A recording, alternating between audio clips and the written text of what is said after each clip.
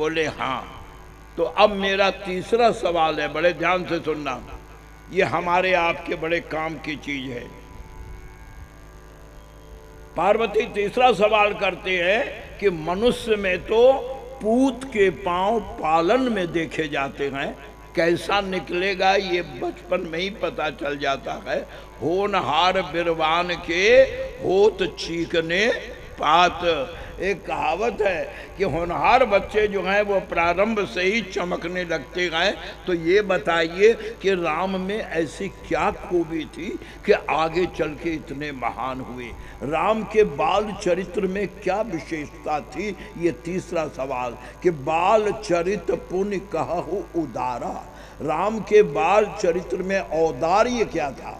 उदारा माने श्रेष्ठता। राम के चरित्र में महानता क्या थी जिसके कारण कि इतने बड़े महान मर्यादा पुरुषोत्तम होकर इतिहास में आज भी राम सबसे ऊपर बैठे हुए हैं? राम के बाल चरित्र में विशेषता क्या थी? सुनो बच्चों, सुनो भाइयों, हर घर में जो बालक आता है वो राम ही आता है। तुलसीदास कहते ईश्वर अंश जीव अविनाशी। जितने बच्चे धरती पर आते हैं मानव के, वो सब राम ही आते हैं। लेकिन आपको मैं पहले कह चुका हूं कि राम को भी राम बनाया गया। कौशल्या ने सबसे पहले तो वो बड़ा रूप हटाकर बाल लीला को बाधित किया, उसके बाद गोद में पाला, फिर इंसान की तरह नाम हुआ।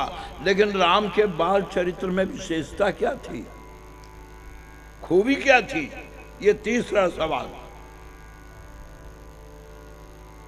भगवान शंकर कहते पार्वती तुमने बहुत अच्छा सवाल किया।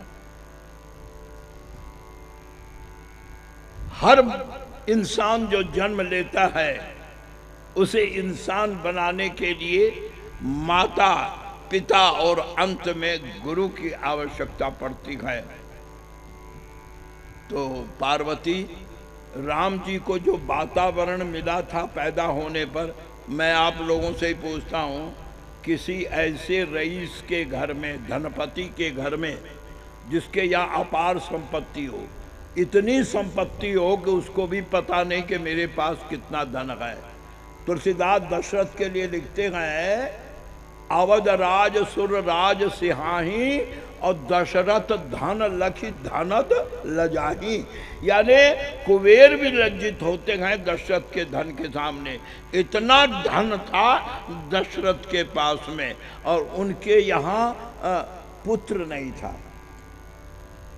अगर कोई इतना बड़ा धनवान हो कि जिसे धन का पता नहीं और उसको संतान न हो तो वो दुखी रहता है। अगर किसी संत की कृपा से उसको पुत्र हो जाए तो ऐसे पुत्र की हालत क्या होती है? बहुत ध्यान से सुनो, कमी कोई नहीं है, लाड़ प्यार पूरा है। और इतना लाड़ प्यार है कि कौशल्या कभी जमीन पर राम को रखती नहीं है। कभी गोस्वामी जी चौपाई लिखते कबहू छंग और कबहू बर पलना, कभी गोद में कभी पालन में, हर इच्छा पूरी होती है। परिणाम क्या हुआ? रईसों के बच्चे हर इच्छा पूरी होने के कारण बचपन में लाड़ प्यार में बिगड़ जाते हैं और वो राम भी बिगड़ गए। मुझे माफ करना, मैं क्षमा मांग लेता हूँ राम जी से, पर क्या करूँ, जिस आसन पर बैठा हूँ यहाँ मैं राम को भी माफ नहीं कर सकता, उनके बाप को भी माफ नहीं कर सकता।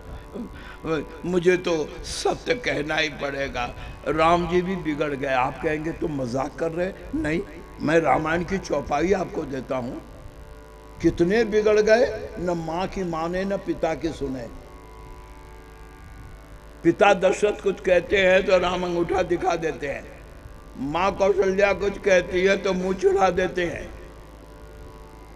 होना ही था, चौथे पर में खखाए हुए में मिले हैं।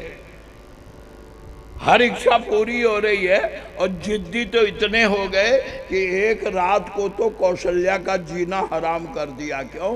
पूर्णिमा की रात थी, कौशल्या ने प्यार में गोद में लेकर आंगन में टहलाना शुरू किया। जो राम की निगाह पड़ गई चांद पर, बोले हाँ, बोले ये क्या है? कौशल्या बोली बेटा हाँ ये चांद है। ये चांद क्या होता है? अब कौशल्या बोली कैसे समझाऊं? बोले बेटा जिस तरह तू चमकीले खिलौनों से खेलता है ना, हाँ ये भगवान का खिलौना है। ये भगवान कौन होता है? वो क्यों खेलेगा? मैं क्यों नहीं खेलूंगा? मुझे चांद दे, भगवान क्यों खेलेगा? मैं खेलूंगा। मैया मैं तो चंद्र खिलौना नहीं हूं। तुलसीदास सूरदास को लिखना पड़ा, जिद कर गए मैं तो चांद से ही खेलूंगा। कौशल्या कहती हाय राम ये धरती पर चांद कहाँ से उतारूं तेरे लिए। कौशल्या परेशान है, दुखी, रो कर पूरा महल सिर पर उठा लिया, चांद दूंगा चांद दूंगा। खबर गई छोटी माँ केकई को। न जाने क्या बात था कि बचपन से ही राम अगर किसी के काबू में थे तो वो केवल केकई। केकई जरा देख लेती थी कि सहम जाते थे भगवान राम। खबर पहुंची केकई को कि आज रामलाल इतने इतने रो रहे हैं कि किसी के चुप कराए चुप नहीं हो रहे। केकई महल से दौड़ती आई, कौशल्या की गोद में पांव पटक रहे हैं, नीचे फिसलना चाहते हैं, बस एक ही जिद लगा रखी है, चांद लूंगा चांद लूंगा। मैया मैं तो चंद्र खिलौना ली हूँ, मैया मैं तो चंद्र खिलौना ली हूँ। केकई आई, केकई दूर से ही बोल चीखती कहती है कौशल्या से, जी क्या कर रही हो?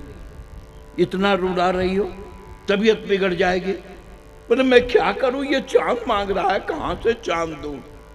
केकई हंस के कहती जी बस तुम तो यूं ही रह गई, तुम्हें बच्चे को संभालना नहीं आता, लाओ मुझे दो मुझे दो। केकई ने जैसे गोद में लेकर छाती से लगाया, आधे तो चुप वैसे ही हो गए, करने लग गए, यानी अब रोना बंद हो गया, विरोध जारी है ना। केकई कहती है क्या लोगे रामलाल, क्या लो? चांद लो। चांद? हाँ, बस छोटी सी चीज के लिए इतना रोला दिया। चांद मिलेगा खुशी, तू देगी? हाँ मैं अपने बेटे को अभी अभी चांद। कोई है? हाँ। एक दासी सामने आई, केकई ने दासी के कान में कुछ कहा, दासी दौड़ कर गई, एक बड़े चांदी के परात को लाकर आंगन में रख दिया और उसमें पानी भर दिया। जब पानी स्थिर हो गया, चांद का सीधा प्रतिबिंब थाली में उतर आया। केकई कहते देख बेटा, हाँ बुलवा लिया, थोड़ी देर तो लगी लेकिन देख आ गया चांद, कैसे नहीं आएगा? मेरा रामलाल चांद से खेलेगा। देखते ही थाली में केकई की गोद से फिसल कर धरती पर गए, घुटने और पांव से घुड़कते हुए आगे बढ़े, एक हाथ धरती पर टेक कर थाली में हाथ मारा कि एक बार में ही चांद को पकड़ लूं। पर वहाँ क्या था, हाँ जैसे हाथ मारा पानी के छींटे जो उड़े कुछ बदन पर आए, गिरे, बस खेल हो गया।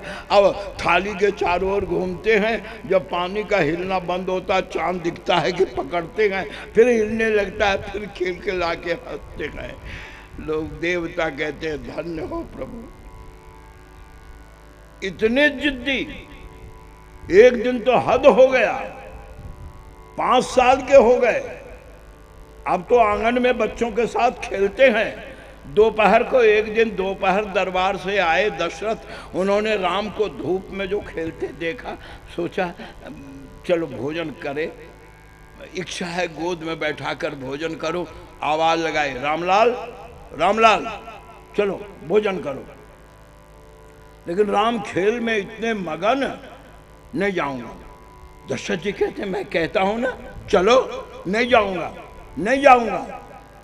दशरथ जी ने जब जिद किया, बोले आप जाइए। आप जाते क्यों नहीं? मैं नहीं जाऊंगा, मैं खेलूंगा। आवाज सुनकर कौशल्या ने झांक के देखा तो कौशल्या तो परेशान थी जिद से, लेकिन बराबर ढकती रहती थी, क्योंकि आप जानते हो माँ की आदत है, वो माँ पिता से शिकायत नहीं करती है बल्कि और वकील बन जाती है, क्यों पीटेगा मेरा बच्चा, मार खा जाएगा। इसलिए कौशल्या से जब दशरथ पूछते थे क्यों कैसा पालन हो रहा है बच्चे का, बोला ठीक बड़ा सीधा है, कुछ नहीं बोलता, बिल्कुल सीधा है। लेकिन आज दशरथ ने कहा चलो खाने, नहीं जाऊंगा। कौशल्या क्या, अरे पिता को जवाब देता है।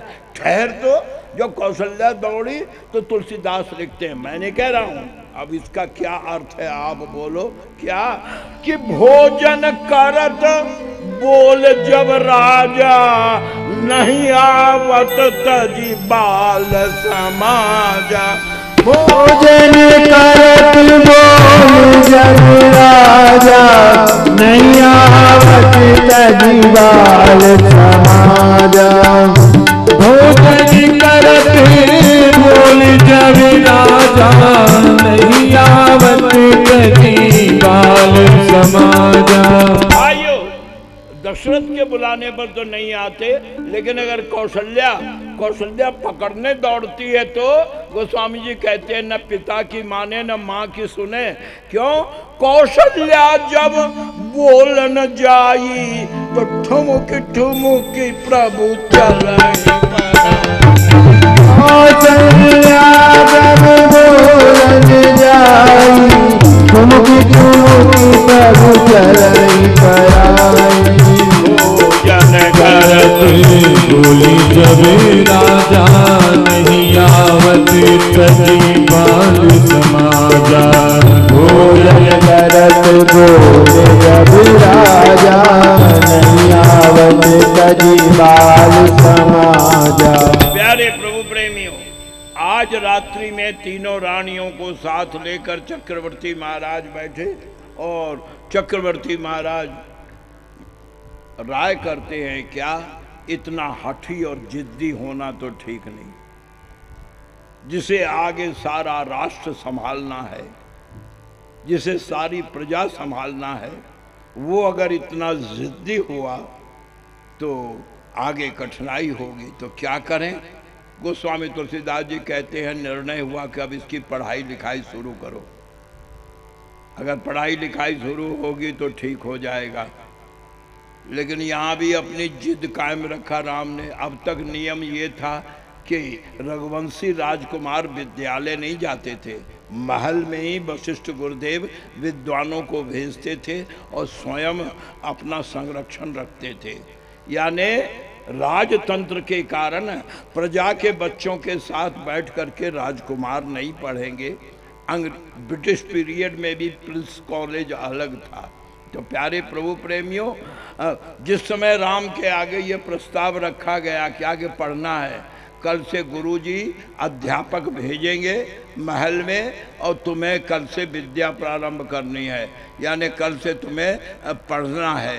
गोस्वामी तुलसीदास जी कहते हैं क्या, भगवान राम जी कहते हैं गुरु अगर पढ़ना है तो मैं अपने साथियों के साथ ही पढ़ूंगा, जिनके साथ खेल रहा हूँ बाल मित्र उनके साथ ही पढ़ूंगा। क्या मतलब? मैं गुरुजी के पाठशाला जाऊंगा, घर में नहीं पढ़ूंगा।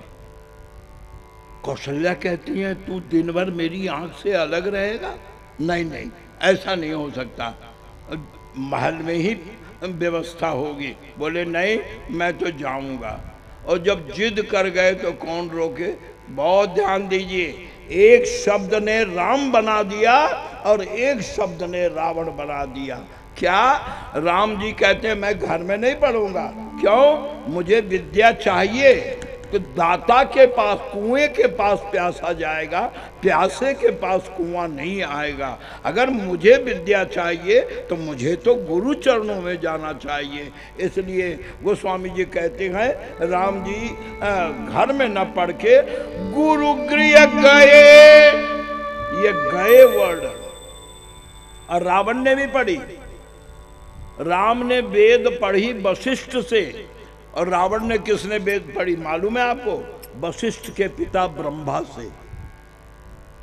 यानी रावण का प्रोफेसर सीनियर था, यानी सीनियर प्रोफेसर से पढ़ा उसने, और मामूली विद्वान नहीं बना।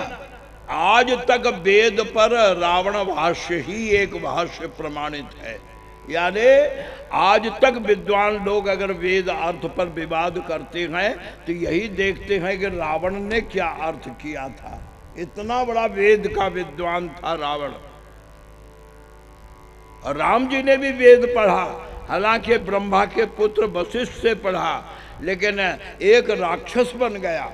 ब्राह्मण होते हुए भी रावण राक्षस बन गया, और राम क्षत्रिय होते हुए भी मर्यादा पुरुषोत्तम नहीं, भक्तों के हृदय पर भगवान बन करके बैठ गए। उसका कारण क्या है?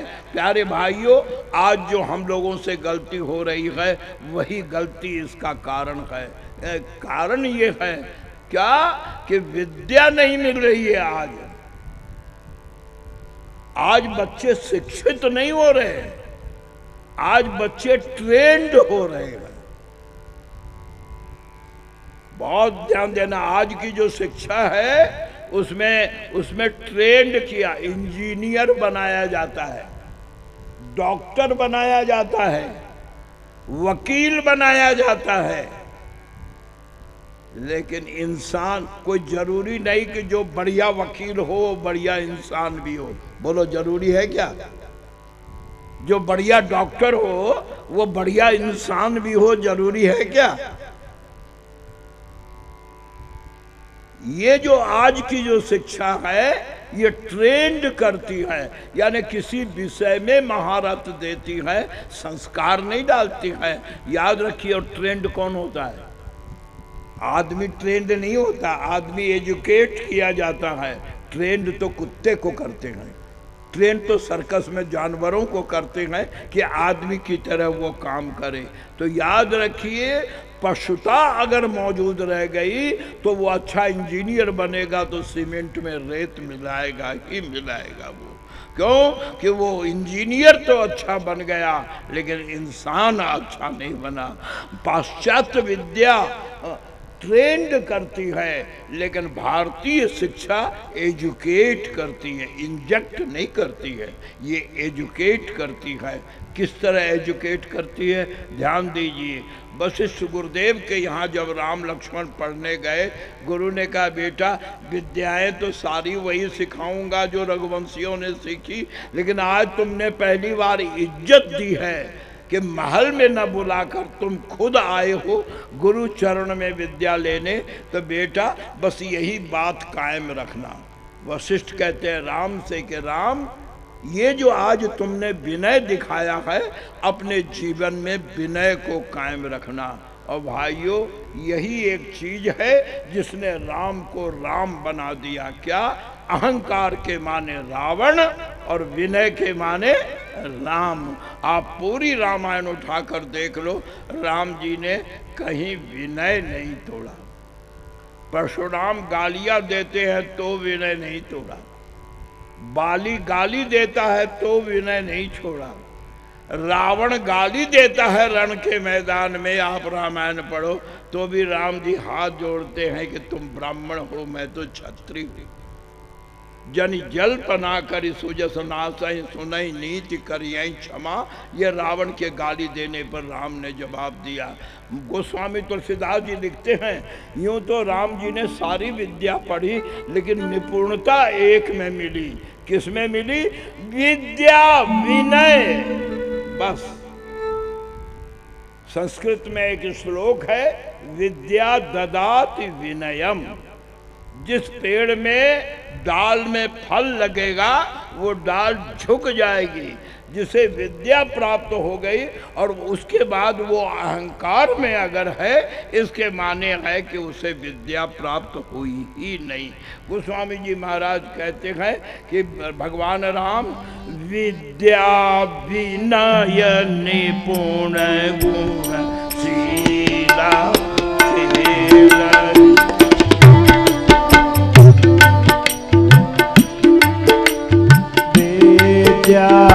विनय निपुण गुणशीला खेलय खेल सकल नभ लीला। विद्या विनय निपुण गुणशीला खेलय खेल सकल नभ लीला। विद्या विनय निपुण गुणशीला खेलय खेल सकल नभ शंकर पार्वती से कहते हैं कि पार्वती, राम के बाल लीला में 3 बातें थी, और ये 3 बातें जिन बच्चों में अगर माता पिता गुरु समाज डाल दे वो राम जैसा ही व्यक्ति बनेगा। वो 3 बातें क्या थी? बोले राम में विनय, सद्भाव और अनुशासन। बस अगर आज की शिक्षा पद्धति में ये 3 बातें आ जाए, आप ध्यान देना, सुप्रीम कोर्ट तक ने रैगिंग के खिलाफ अपनी मंशा जाहिर की, लेकिन फिर भी शरारती तत्वों की शरारत नहीं रुकी। बस 3 बातें हैं जो इंसान को इंसान बनाती हैं, विनय, सद्भाव और अनुशासन। क्या मतलब? राम में विनय तो इतना 3 चौपाई तुलसीदास लिखते हैं। मैं तो चाहता हूं कि हर घर में ये 3 चौपाइयां मोटे अक्षरों में लिखकर टांग दी जाए। विनय राम में क्या था? बोले प्रातः काल उठ के रघुनाथा, मातु पिता गुरु नावहि माँ।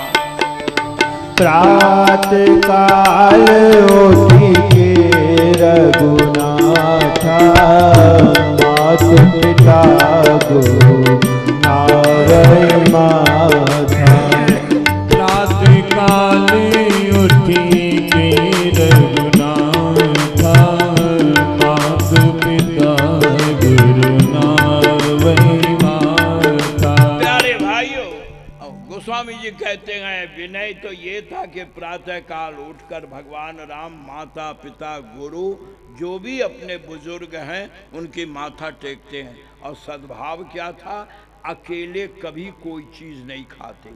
माता प्यार से अगर कोई बढ़िया चीज दे भी देती है तो तुलसीदास जी कहते हैं कि भगवान राम का स्वभाव था क्या? वो बांट कर खाते थे। आज घरों में ये कमी आ गई है। कहते हैं तुलसीदास, अनुज सखा संग भोजन करहीं। अकेले राम कभी भोजन नहीं करते। माता कौशल्या अगर प्यार में कोई बढ़िया चीज दे भी देती है तो हाथ में लेते ही चिल्लाने लगते हैं, भरत, लखन, शत्रुघ्न, अरे कहाँ? अरे देखो देखो माँ ने क्या दिया है, आओ तो सही। गोस्वामी जी कहते हैं राम में इतना, तभी तो तीनों भाई राम पर प्राण छिड़कते थे। क्यों? कि राम तीनों भाइयों को छोड़कर कोई सुख पसंद नहीं करते हैं। कि अनुज सखा संग भोजन कर, मातु पिता आज्ञा अनुसरहि। अनुज सखा संग भोजन करहि, मातु पिता आज्ञा अनुसरहि। प्यारे प्रभु प्रेमियों, और अनुशासन कितना था देखो। गोस्वामी जी ने तीनों का उदाहरण दिया। विनय का उदाहरण ये कि बड़ों को झुकते हैं। सद्भाव का उदाहरण ये कि मिल बांट कर खाते और रहते हैं। और अनुशासन क्या?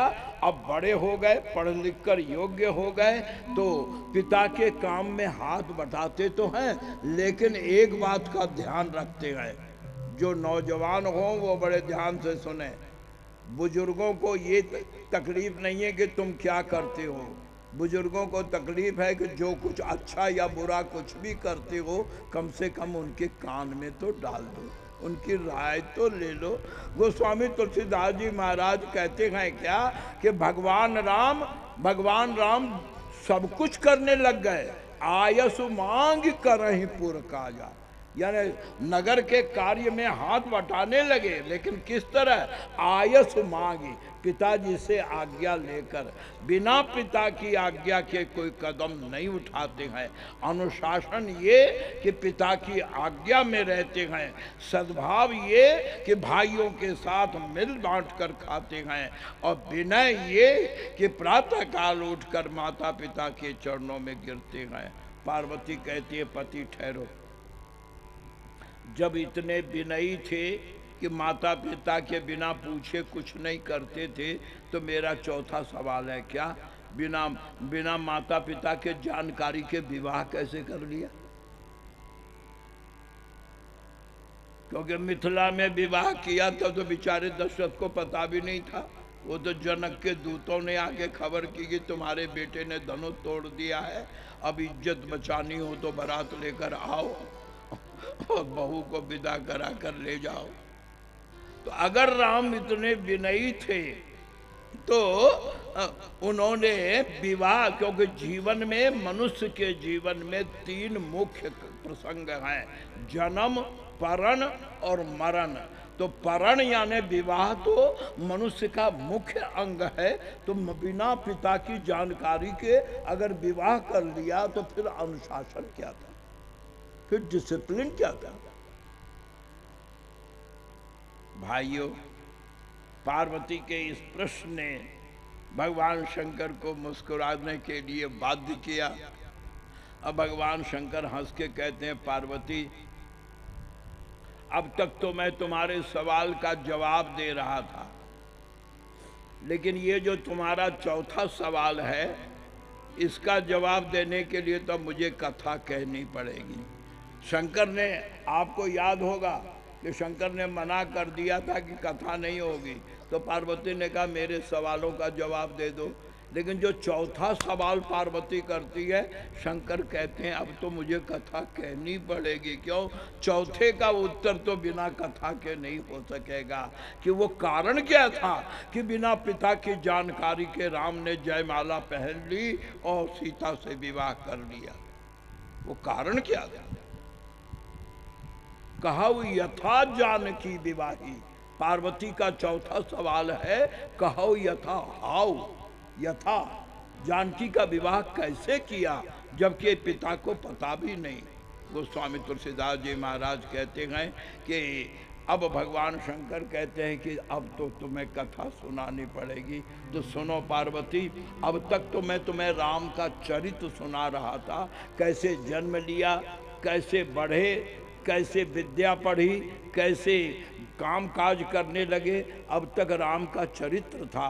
लेकिन अब जो ये तुम्हारा चौथा सवाल है, ये तो अब कथा के लिए मुझे मजबूर कर रहा है। तो अब सुनो, तुलसीदास कहते हैं कि यह सब चरित्र, अब तक तो मैं तुम्हें राम का जन्म चरित्र, बाल चरित्र, विद्या चरित्र, लीला चरित्र सुना रहा था, लेकिन अब यह सब चरित्र कहा मैं गाई, आगिल कथा सुनहु मन लाई।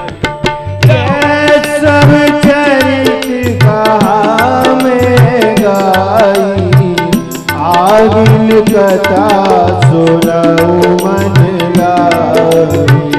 यह सब चरित्र कहा में